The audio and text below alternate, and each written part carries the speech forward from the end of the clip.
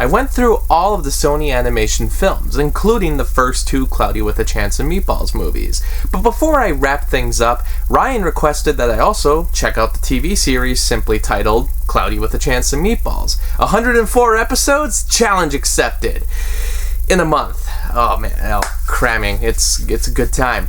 I didn't even know that this existed because it came out quite a few years after the sequel.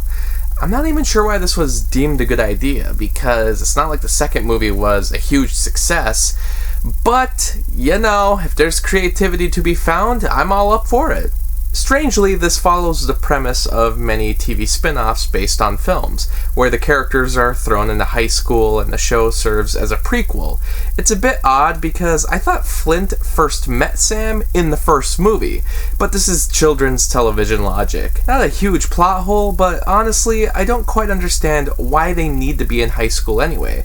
It doesn't seem like they are much younger versions of themselves, and it doesn't seem to lead to wackier, funnier scenarios. It's even stranger that the mayor appears as the principal, and Earl, the cop, is a teacher, which makes no sense. But I guess they needed to include these characters to fill up the cast. The only thing that clued me into this being a prequel was Earl's son, Cal, who is obviously much younger than he was in the 2009 film.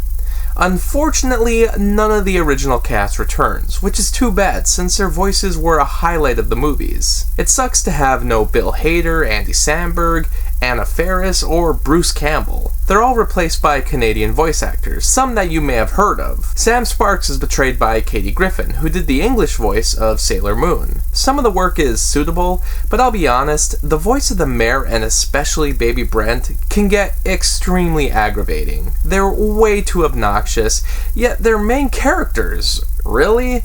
The mayor had a funny story in the first movie. He became massively obese from his obsession with the food device, but I don't think it was necessary to have him appear in almost every episode.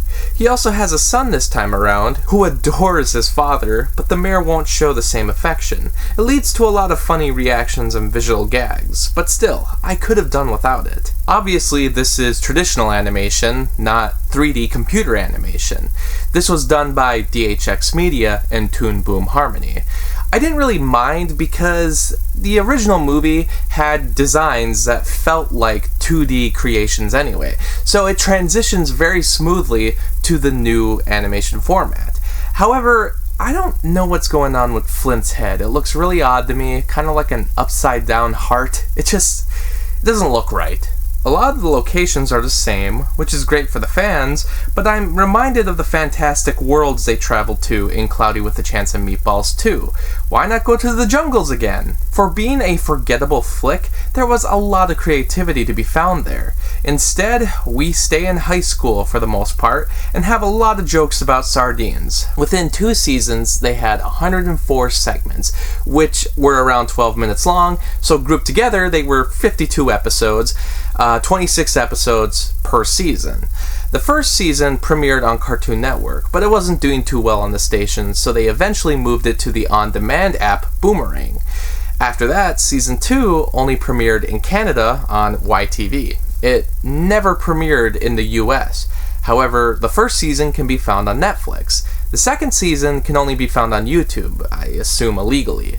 Which is really weird, because why aren't both seasons on Netflix? I assume Netflix in the US only has the first season because that was the only season to premiere in the States, from my knowledge.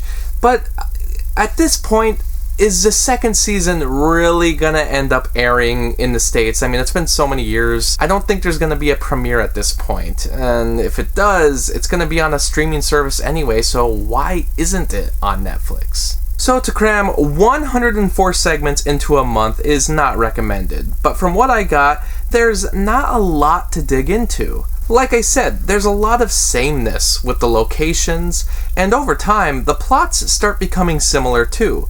Flint builds an invention, things go crazy, and they need to solve it by the end. They do things you've seen before, like time travel, clones, and robots. Lots and lots of robots. The quick pace is reminiscent of other modern shows like SpongeBob, Fairly OddParents, and Phineas and Ferb, but there's not much of an identity. It certainly feels like an incarnation of the movies, and it's tonally appropriate, but I can't think of many moments that truly made me laugh or were memorable. They are taking ideas that have been successful before, but there's not enough material to make it its own. I had the same issue with the second film. Because of the limited source material, I didn't think they had much left they could do, especially since a lot of these characters have to be their younger selves, even though they reference the two movies a lot. Baby Brent is a typical bully and never becomes the Chicken Brent counterpart. The mayor never gets extremely big, and we don't have all those great food creations from the sequel. Unfortunately, it's obvious that the same people weren't brought on to do this series, especially Chris Miller and Phil Lord, and with how many segments they did in 2 years, I can assume there were time constraints. There's some episodes that are incredibly dull. Happy Clappy Monkey, Flint vs. Flint, Partytron, they all revolve around robots, and there's plenty more. Except I do kind of enjoy Robot Rumble, which has 2 robots fall in love. So as far as robot episodes go, that's the best. There's quite a few about marketing as well, which is a strange way to describe them, but it kept happening. Like with Sardine the movie, Mascot Wars, and Fizzy Fish. I only bring them up because they're all really boring. They don't have much for stories. The worst episode by far is The Science of the Toot, which, you guessed it, it's about farting. You know how much I love potty humor. A lot of people don't really like potty humor, and it's to be expected in a kid's television show. You gotta fart once in a while. They went through a used diaper factory at one point. I don't know what that was all about, but they do stuff like that. And it's to be expected. And I was a fan of Captain Underpants when I was younger, so it's not like it's new to me, and there's certainly a way you can do potty humor, but this episode just has farting. That's all the episode revolves around. And this is pretty early on. This is like one of the first few episodes in season 1. I almost dipped out early. I was going to do a 1-sentence review which says, just don't. However, I'm sure you'd rather hear about the episodes I really liked. If you want to give this a chance when you have free time, maybe to see how Sony manages a spin-off TV show, here's the ones I'd highly recommend. The Ballad of Johnny Sardine is pretty much the first episode to begin the long-running Sardine jokes, but I think this does it the best. It has a hilarious punchline that managed to make me laugh, and I found it intriguing. I don't want to spoil it, but let's just say it involves the mayor, so if he's making me laugh, this episode is doing something good. The Pandas Are Coming showcases what this series does best. It stands out when it gets really weird and original. Basically, pandas start taking over the town. Are they magical or aliens? Who knows? But they're singing all these weird songs and dances. It's literally the weirdest thing in the entire series. My Pops is Tops is pretty much a game show episode, which leads to a lot of funny gags, plain and simple. Friends and Boy Meets World also had game show episodes that I find to be the funniest in their respective runs. So maybe I believe this is the best avenue for television humor. Or maybe I watched too much Game Show Network. Clone Alone is basic, with Flint creating a clone of himself. Except the clone becomes more popular, and also the clone is a banana. Weird stuff and memorable. There should have been more like this. Tim and Jim is funny because Flint's Uncle Jim comes to town and he looks exactly like the father and he takes his place, but not for any kind of evil reason. Just watch and find out. I'll also point out that this series does one thing better than the original films, which is the relationship between the father and Flint. In the first movie, I thought it was a bit unresolved and unexplained. I thought there was a disconnect there that, to me, didn't really make a lot of sense. It didn't seem like there was enough development. But that's exactly what the series gives to the character. More development, and he has a much more round personality. Ratbirds and Cheesy Worms finally details how the Ratbirds came into existence, and the episode follows like that song, There Was an Old Lady Who Swallowed a Fly. So with that description, I hope you know what you're getting into. Junk in the Trunk makes me laugh because the mayor's father, who's a wannabe inventor, purchases all of Flint's inventions for $1 million. It's essentially a huge misunderstanding, but that's what makes it great. I Got a Piñata has a birthday party, several family members that look exactly like Manny, and a piñata filled with dynamite.